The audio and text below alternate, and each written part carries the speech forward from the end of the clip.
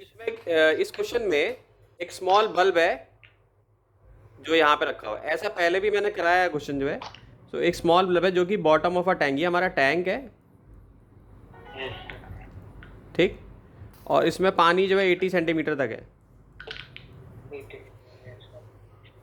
ठीक है। बोर्ड में भी ये क्वेश्चन आ चुका है, एनसीईआरटी का 9.5 है, अनसॉल्व। तो मान लो बल्ब लगा, तो बल्ब क्या करता है बच्चों? भाई बल्ब से तो ऐसे लाइट निकलती है ना, यूं, ठीक है। सो ये बल्ब की लाइट मैंने दिखा दी। अब ये बल्ब क्या करेगा, एक सर्कल ट्रेस करेगा ना ऊपर, ठीक है। तो इसमें हमें म्यू दे रखा है वाटर का, कितना है 1.33 दिया हुआ है। हमें एरिया निकालना है, जो मैंने सर्कल किया है ना इसका एरिया हमें बताना है, ठीक। तो क्रिटिकल एंगल का फॉर्मूला मैंने पहले बता चुका हूँ कि साइन ऑफ, यहाँ से मैं क्या करूँगा, एक लाइन खींचूंगा ऐसे, ठीक है। तो ये जो होगा ये तुम्हारा क्या हो जाएगा, क्रिटिकल एंगल हो जाएगा। क्योंकि देखो मैंने क्या बताया था अभी TIR में कि जब इसी में बेंड होगी ना वापस, ठीक है, तो क्रिटिकल एंगल यहाँ पे है IC, ठीक। और यहाँ पे भी क्या हो जाएगा, यहाँ पे भी IC हो जाएगा, ठीक। रूल कौन सा लग रहा है कि भाई दो लाइनें अगर पैरेलल होंगी तो ये वाले एंगल आपस में इक्वल होंगे। मैथ्स में सबने पढ़ा है। तो साइन IC इक्वल टू 1/म्यू, ये भी फॉर्मूला पढ़ा हुआ है, अभी सबने पढ़ रखा है, पहले मैंने पढ़ाया भी है, तुम्हें भी पता है। तो साइन IC किसके इक्वल हो जाएगा, 1/म्यू के इक्वल हो जाएगा। म्यू कहाँ पर है, पानी के अंदर है, तो म्यू W ले लेंगे हम। पानी का म्यू दे रखा है, पानी का म्यू दिया हुआ है, कितना है 1.33, ठीक है। तो फॉर्मूला में क्या हो जाएगा, यानी पहले क्रिटिकल एंगल निकाल लेते हैं। तो साइन IC इक्वल टू हो जाएगा 1/1.33, तो ये बच्चे हो जाएगा 0.75, ओके। तो यहाँ पे जो क्रिटिकल एंगल आएगा, जो वैल्यूज अगर तुम साइंटिफिक कैलकुलेटर यूज़ करते हो तो एग्जैक्ट वैल्यू जो है हमारी इतनी आ जाएगी, 48.6 डिग्री सेल्सियस, ठीक है। अब बात आती है कि ये कैसे एरिया निकालोगे। तो एरिया निकालने के लिए हमें क्या चाहिए बच्चों, हमें तो रेडियस चाहिए ना, रेडियस, ये वाला रेडियस चाहिए हमें, ठीक है। चाहिए कि नहीं चाहिए? तो अब जरा दिमाग लगाओ कैसे निकालोगे। अब तुम्हारे पास साइन थीटा है, साइन IC है, कॉस IC है, टैन IC है। तो टैन थीटा क्या होता है, परपेंडिकुलर अपॉन बेस होता है। ये डेप्थ तो 80 सेंटीमीटर हो गई, यहाँ से यहाँ तक 80 सेंटीमीटर हो गई, हुई कि नहीं। तो टैन थीटा क्या होता है, परपेंडिकुलर अपॉन बेस,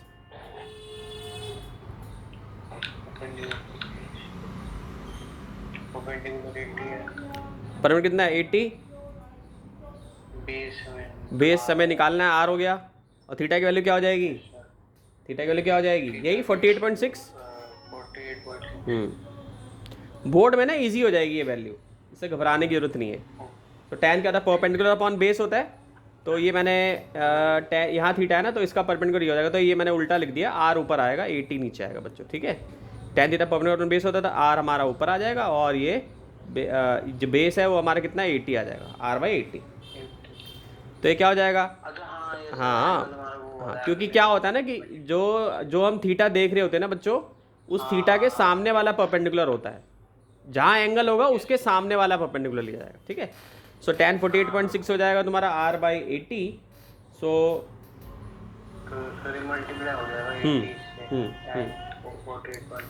तो ये हो जाएगा 80, और टैन 48.6 की वैल्यू तुम्हारे पास है, कितनी है 1.1345, ठीक है। तो ये कितना आ जाएगा तुम्हारा 90.7 आ जाएगा लगभग सेंटीमीटर, ठीक है। तो एरिया क्या होता है, πr², ठीक है। तो पाई की वैल्यू क्या हो जाएगी 3.14 हो जाएगी, और R की वैल्यू क्या हो जाएगी 90.7 का होल स्क्वायर। कौन सा हाइट नहीं डालेंगे इसमें, जो एरिया होगा कितना आ जाएगा 2.58 मीटर स्क्वायर के लगभग आ जाएगा, ओके। लिख लो इसको, सेंटीमीटर में बच्चों इतना आएगा और मीटर में इतना आएगा, इसको कन्वर्ट करोगे तो मीटर में आ जाएगा इसको, ठीक है, लिख लो।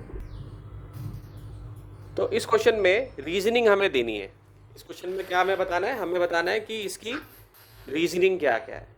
ठीक है, तो जैसे मान लो क्या बोला है, कनकेव मिरर है, पढ़ा चुका हूँ पहले, कनकेव मिरर भी पता है तुम्हें और कॉन्वेक्स भी पता है। तो कनकेव मिरर कैसा होता है बच्चों, ऐसा होता है ना। ठीक है, हाँ जी सर। आंसर रट के नहीं लिख लेना कि भाई बस लिखा और आंसर ले दिया हमने, रट लिया और लिख दिया। जो इसको पूरा एक्सप्लेन करना है, समझ में आना चाहिए कॉन्सेप्ट। ये बोर्ड में आ चुका है ऑलरेडी, ये क्वेश्चन ऑलरेडी सीबीएसई बोर्ड में पूछा जा चुका है। तो कह रहा है an object place between F and two F of a concave mirror. ठीक है, F and two F of a concave mirror yes produces a real image beyond two F. ठीक है, इसका मतलब क्या है, तो ये हमारा ऐसा कनकेव मिरर होता था भाई, सबने पढ़ा है, ये फोकल लेंथ होती थी। कनकेव मिरर में क्या होता है, लाइट ऐसे बेंड होती है ना, यूं करके ऐसे बेंड हो जाती थी लाइट, हाँ जी सर। होती थी ना। सो मिरर इक्वेशन क्या होती है, 1/v plus 1/u equal to 1/f होती है। ठीक, हाँ जी सर। तो ऑब्जेक्ट जो है इसके बीच में रखा हुआ है, एफ और 2f के बीच में। 2f क्या होता है, r इक्वल टू 2f होता है ना, रेडियस ऑफ कर्वेचर। ये r हो गया तुम्हारा, तो यहाँ पे r 2f के इक्वल होता है। तो यानी कह रहा है कि ऑब्जेक्ट यहाँ पे रखा है कहीं पे। ठीक है, यस सर। ऑब्जेक्ट यहीं पे रखा हुआ है कहीं पे, लाइक दिस। ठीक, सो हमें पता है कि जो फोकल लेंथ होती है वो हमेशा 0 से छोटी होती है कॉन्केव में, क्योंकि सारी चीज़ें किधर होती हैं, इस तरफ होती है ना। तो माइनस एक्स एक्सिस होता है इधर, नेगेटिव क्वाड्रेंट में होता है ना ये सारा कुछ। यस सर, नेगेटिव होता है यस सर। तो माइनस एक्स एक्सिस में है सारा चीज़, यानी फोकल लेंथ भी क्या होगी, नेगेटिव होगी। तो मैंने देखो ऐसे लिख लिया, लिख सकता हूँ ना ऐसे, लिख सकता हूँ ना ऐसे। हाँ जी सर। हाँ, अब कह रहा है जो ऑब्जेक्ट रखा हुआ है ना वो यहाँ से यहाँ तक रखा हुआ है, ये यू हो गया, यू भी नेगेटिव है, यू भी नेगेटिव है ना। यू भी नेगेटिव है। ठीक, यस सर। तो यू तो हमेशा ही नेगेटिव होता है, यानी यू भी 0 से छोटा ही है। तो मैं इसको ऐसे लिख सकता हूँ, क्वेश्चन में ये बोला हुआ तो ऐसे लिख सकता हूँ, एफ से यू, यू से 2u। भाई नेगेटिव में जो छोटा नंबर होता है वो बड़ा होता है ना। तो पहले नंबर पे फोकल लेंथ हो गया, हाँ, yes, sir. दूसरे नंबर पे ये हो गया, तीसरे नंबर पे ये हो गया। तो मैं ऐसे लिख सकता हूँ ना, हाँ सर यस सर। कि नहीं लिख सकता बताओ, कि उल्टा लिख दिया मैंने। ये फोकल लेंथ है, ये u है, ये 2u है। तो 2u का मतलब क्या है भाई, सॉरी 2u नहीं 2f है ये बेटा, 2f है ये। हाँ हाँ हाँ, यानी कि ये रेडियस ऑफ कर्वेचर है और ये u है और ये क्या है तुम्हारा f है। ठीक, तो फोकल लेंथ जो है 0, ये अगर मान लो यहाँ पे मैं अगर कोई एक लाइन खींच दूँ ऐसे, तो सबसे पहला नंबर जो आएगा नेगेटिव में यही फोकल लेंथ का आएगा ना। Yes sir. ठीक, तो मान लो हम एक इनइक्वालिटी ले लेते हैं, हमने अभी ऐसा मान लिया, मान लो हमने यू मान लिया, भले ही हमारी इनइक्वालिटी गलत हो जाए बाद में, हमने ऐसे एक इनइक्वालिटी टाइप का ले लिया, हमने ऐसे एजम्पशन ले लिया। ठीक, तो अभी हमने फिलहाल के लिए हमने ये लिया हुआ है, लेकिन मैंने तुम लोग को पहले ही बता दिया है कि हमें नेगेटिव नंबर हमेशा जो होता है, जो नेगेटिव नंबर होता है, जो छोटा नंबर होता है वो बड़ा होता है इससे, -1 बड़ा है -2 से। ठीक है, तो हम क्या करेंगे, हम एक इनइक्वालिटी यूज़ करेंगे। हमें ये बोल दिया गया कि ऑब्जेक्ट जो है वो lies between f and 2f, ये हमें इंफॉर्मेशन गिवन है। ठीक है, ये इंफॉर्मेशन हमें गिवन है और हम क्या करेंगे, ये इनइक्वालिटी में इसको अपॉन कर लेंगे, यानी कि पहले हमने जैसे ये लिया f, फिर u लिया है, फिर 2f लिया है, तो इसको मैं ऐसे लिख सकता हूँ 1/2f 1/u और 1/f। ठीक, ऐसे लिख सकता हूँ, या -1/2f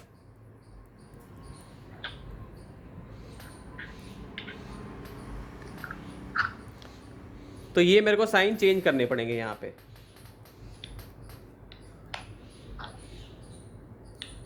सर माइनस में वैसे उल्टा नहीं हो जाएगा?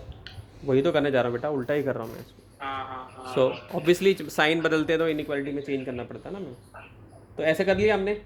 अब हम क्या करेंगे, ऐड कर दो, यानी कि हमें ये जो स्टेटमेंट है इसको मैथमेटिकली प्रूफ करना है। ठीक, बस ये है कि हमने ऐसे साइन नहीं लगाया है, लेकिन हमें इस तरीके से मैथमेटिकली इसको प्रूफ करना है। ठीक, तो ऐसे लिख सकता हूँ भाई, ठीक है सर। है ना। अब ये भी क्या है, इससे बड़ा क्या है, इन सब से बड़ा क्या है। अब इसमें क्या करूँगा मैं, दोनों साइड 1/f ऐड करूँगा। ठीक है, यानी कि मैं ऐसे लिख लूँगा, ठीक है sir.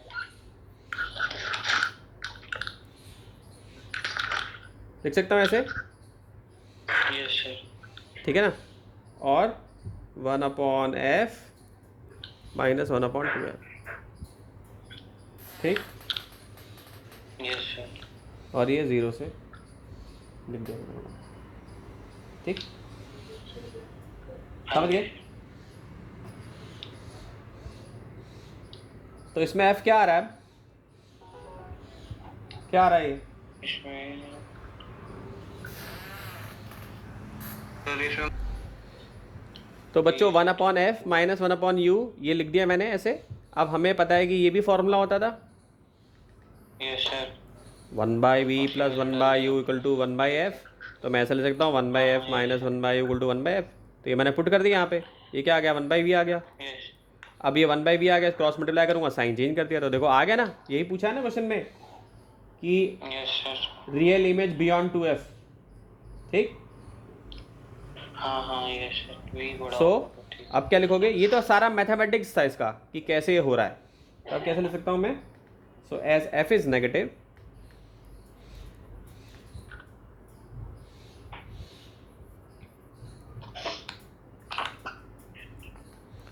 To f is also negative,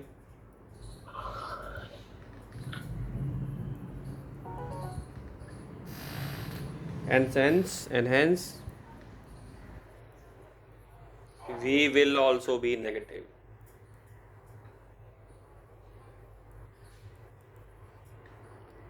ठीक है बच्चे, लिख लो उसको। Yes convex mirror always produces a virtual image independent of the location of the object, यानी कि कॉन्वेक्स मिरर जो होता है हमेशा एक वर्चुअल इमेज ही बनाता है। 10th क्लास में 2 डायग्राम पढ़े थे आपने, बिल्कुल सेम वैसा ही है यहाँ पे भी। सो कॉन्वेक्स मिरर में f हमेशा पॉजिटिव होता है, ये हमें पता है, हाँ यस पता ना भाई, पॉजिटिव होता है हमेशा। राइट साइड में होता है। हाँ हाँ। और So, हाँ यस, और अगर हम इसके अगर हम यहाँ पे रखेंगे तो ऑब्जेक्ट तो हमेशा इधर ही होगा ना, ऑब्जेक्ट तो ये 0 हो जाएगा। और लेकिन इमेज सर वहाँ बनेगी हाँ। राइट साइड पे, तो ठीक है। पॉजिटिव हो गया।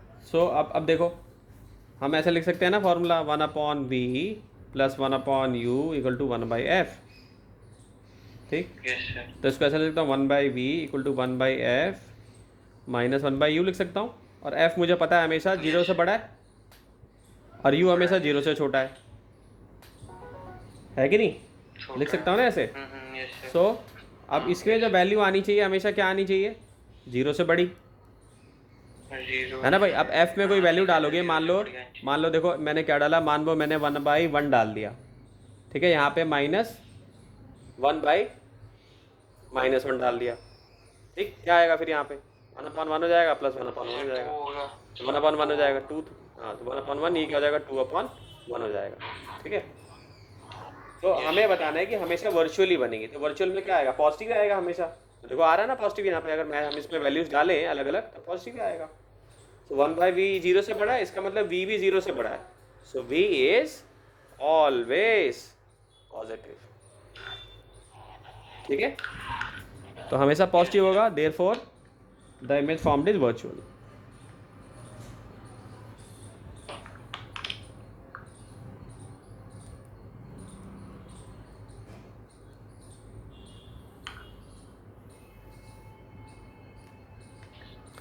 Okay, the image formed is yes virtual. Virtual.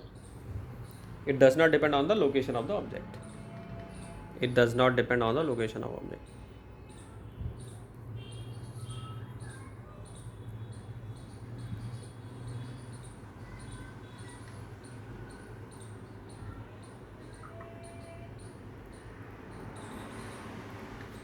लिख लो इसको। ठीक है। सी एक में हमें सॉल्व करना है। सी क्वेश्चन क्या कह रहा है कि the virtual image produce by a convex mirror, यानी इसी मिरर की बात हो रही है अभी जो हमने पढ़ा है अभी, ये कॉन्वेक्स मिरर होता है ऐसे, ठीक। कह रहा है हमेशा छोटी इमेज बनाएगा, ठीक। Convex is always diminished in size, यानी छोटी इमेज, छोटा जो होगी इमेज होगी, इमेज का जो साइज होगा बहुत छोटा होगा, और वो हमेशा फोकस और पोल के बीच में होगा। ये रहा फोकस और ये पोल, इसकी बात कर रहा है, ठीक। तो ऐसा क्यों होगा, इसका रीज़न हमें समझाना है। तो हमें यह पता है कि जो कॉन्वेक्स मिरर होता है, ठीक, कॉन्वेक्स मिरर का फोकल लेंथ तो पॉजिटिव होता है ना, हमेशा पॉजिटिव होता है ना भाई। हाँ यस सर, पॉजिटिव। ये सब बेटा 10th क्लास में पढ़ा हुआ है, कुछ इसमें नया नहीं है, सब वही 10th वाला ही कॉन्सेप्ट है। और यू की वैल्यू क्या होगी यस भाई, हमेशा जीरो ही पड़ा हुआ, यू तो हम इधर ही होगा, मान लो यहाँ पर ही होगा यू, या यहाँ पर रखो तो यहाँ पर ही होगा, यू हमेशा क्या होगा, नेगेटिव नंबर ही होगा, और नेगेटिव हमेशा क्या होता है, जीरो से छोटा होता है, जीरो बड़ा होता है उसके लिए, ठीक है, जीरो बड़ा होता है उसके लिए। यस तो मैं ऐसा लिख सकता हूँ उसको, फॉर्मूला लिख लेता हूँ,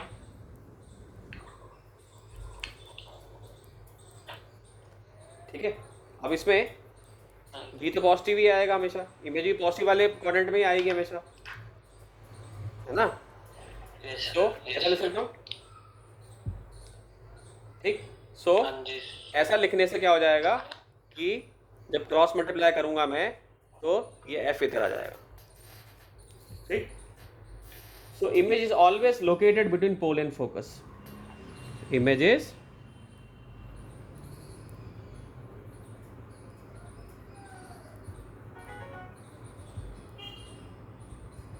between pole and focus,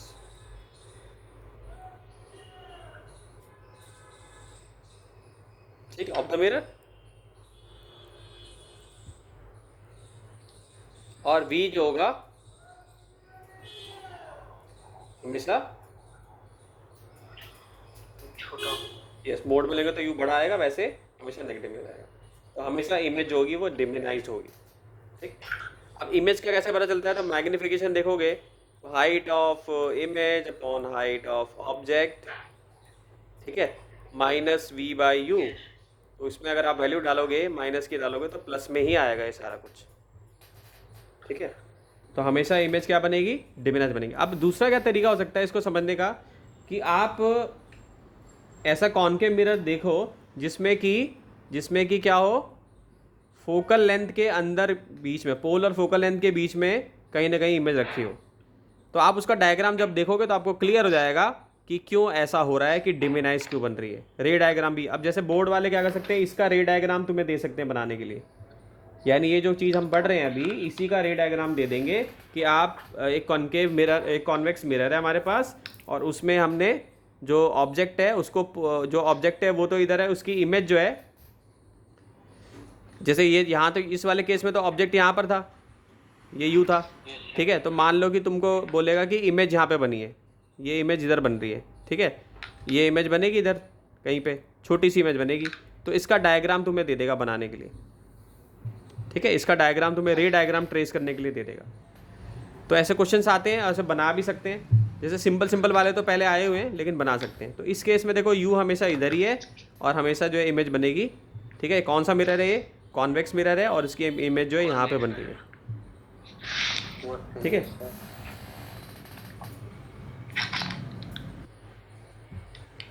अब आते हैं डी पे, डी पे आते हैं। कह रहा है an object place between the pole and the focus of a concave mirror produces a virtual and enlarge image. अब इसका क्या मतलब है, कह रहा है कि एक ऑब्जेक्ट अगर कॉनकेव मिरर है, ये अगर कॉनकेव मिरर है सपोज करो,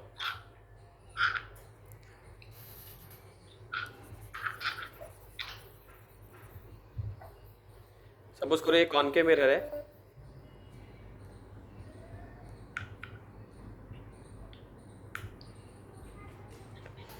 ये कॉनकेव मिरर है, कह रहा object place between pole and focus, ये पोल हो गया इसका,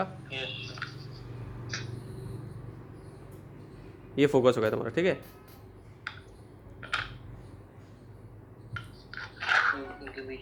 पोल and focus of concave mirror produces a virtual and enlarge image. तो ये वाला केस भी हम पढ़ चुके हैं पहले, यहाँ रखा रहेगा तो यहाँ बनेगी वर्चुअल, ये 10th क्लास में पढ़ चुके हो, ठीक है। तो इसको कैसे प्रूफ करोगे, इसमें भी क्या है भाई, फोकल लेंथ क्या है, 0 से छोटी है, छोटी है ना भाई। फोकल लेंथ क्या इस साइड ही होगी ना सारी, तो माइनस क्वाड्रेंट ही होगा सारा कुछ, होगा कि नहीं। फिर इसमें FU0,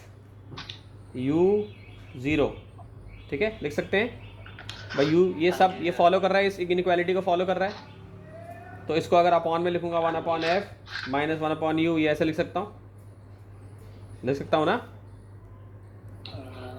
हाँ जी सर। बेटा इसमें मैथ्स में जो 11th क्लास में पढ़ा है ना, इनइक्वालिटी इक्वेशन जो होती है वही यूज़ कर रहे हैं हम बार बार। हाँ हाँ सो ये हो जाएगा 1/f माइनस 1/u, और ये 0 से बड़ा है, इसको ऐसे भी लिख सकता हूँ। सर एक एक सर अगर हम इसको v की वैल्यू 0 से बड़ी है। 0 करेंगे सबको, हम्म, तो सर ये तो फिर नॉट डिफाइंड हो जाएगा ना, 1/0 1 डिनोमिनेटर में आकर। नहीं नहीं, यहाँ पे देखो ना, 1/f है minus 1/u equal to 1/f है। यहाँ तक क्लियर है तुम्हें? यहाँ तक क्लियर है बच्चों? सर मेरे को ये नहीं समझ आया कि ये सर 1/f माइनस 1/u 0 से बड़ा कैसे हो गया, तो छोटा होना चाहिए था ना। भाई f भी नेगेटिव में है, u भी नेगेटिव में, क्या होएगा फिर? f भी नेगेटिव में, u भी नेगेटिव है। अब u की वैल्यू बताओ क्या है और f की वैल्यू बताओ क्या है। भाई u यहाँ पर है ना, u तो और छोटा होगा ना, नेगेटिव में जो छोटा नंबर होता है वो बड़ा होता है। तो यहाँ वैल्यूज़ डाल के देखो, जैसे मान लो मैं -1/-1 ले लेता हूँ, यहाँ पे 1/-2 लेता हूँ, क्या आएगा फिर? देखो करके एक बार। तो ये हो जाएगा तुम्हारा, ठीक है भाई, हाफ आएगा। क्या आएगा बताओ? हाफ आएगा, हाफ। ठीक है, तो ये हो जाएगा, देखो 2 और 1 हो जाएगा तुम्हारा। इसमें तो माइनस तो बाहर ही ले लेंगे हम। तो ये हो जाएगा तुम्हारा ये 1 -1 + 2 अपॉन में यहाँ पे माइनस है, तो इधर भी दोनों साइड माइनस ही कर देते हैं। तो क्या आ जाएगा, -3, ये आ जाएगा तुम्हारा -2 आ जाएगा, और यहाँ पे -2 आ जाएगा, +1 आ जाएगा ये, ठीक। तो -1 अपॉन -2 आ जाएगा, तो क्या आ जाएगा, 1/2 आएगा ना, आया कि नहीं? तो 1/2 क्या 0 से बड़ा नहीं है? बड़ा है ना, ये सर बड़ा। तो इसलिए लिख सकता हूँ ऐसे में। तो जब ऐसे लिख सकता हूँ, ये सब मैथ समझाने के लिए था।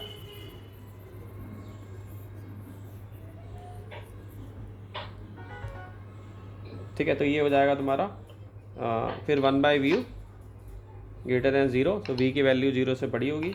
सो इस केस में क्या हो जाएगा, फिर हम इसको यूँ लिख देंगे। इसका मतलब v पॉजिटिव है ना, तो v इसका मतलब है पॉजिटिव है। Yes sir. तो ऐसा तभी होगा जब ये इनइक्वालिटी लगेगी। तो v पॉजिटिव है और v की वैल्यू बड़ी है, बोर्ड में अगर u लेते हैं, सो इमेज इज इनलार्ज्ड।